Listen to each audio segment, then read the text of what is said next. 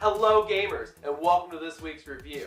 So I know you guys are probably thinking we haven't seen him in a long time, and that's because September was an extremely busy month. Oh Lord, I had vacations, conventions, doctor's appointments, you name it, it happened.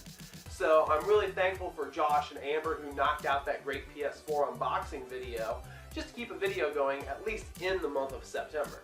Now, this is the last weekend of September, we're ready to move into October.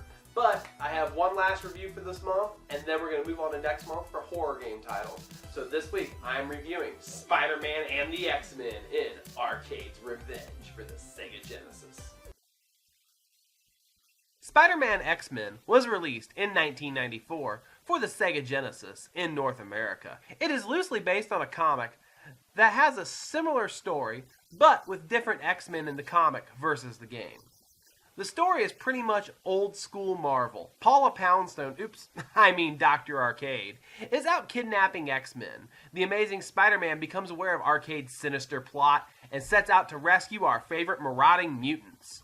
Once inside, Spider-Man, Cyclops, Wolverine, Gambit, and Storm have to fight their way out of Arcade's evil funhouse. The story feels very 1970s, and for a game released in the 90s, that's not exactly the best way to go. It's not bad, but it's not great either. I give the story a 2.8.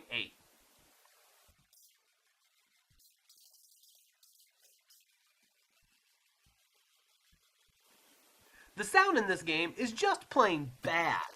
The music will drive you up the wall and the sound effects leave everything to be desired.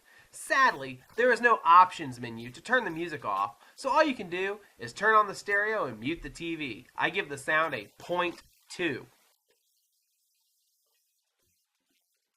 The gameplay is okay.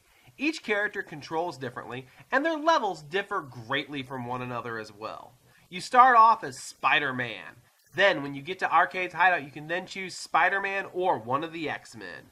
Wolverine's level is a clown-infested toy box, Cyclops is on Genosha, Gambit is running from a giant spike ball, and Storm is trapped underwater with limited air.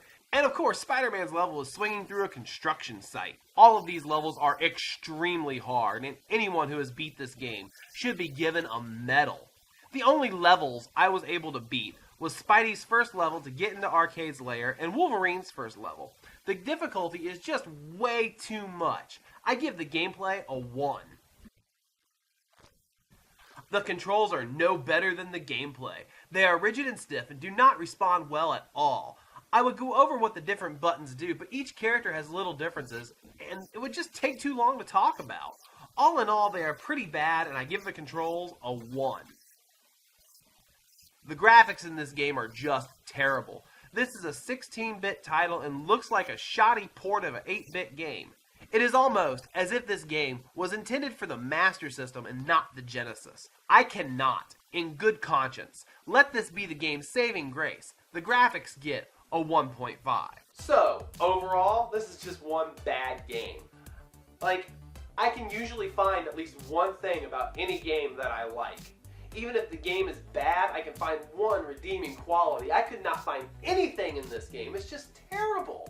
And that's why this poor piece of garbage only gets a 1.3 out of 5.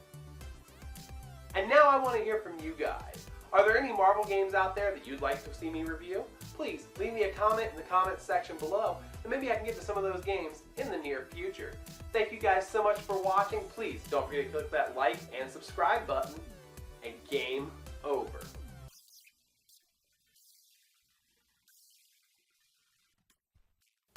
Next month is October, everybody, and the first game I'm going to be reviewing is Resident Evil 1.5. Why? Because every game reviewer is obligated to review horror games in the month of October.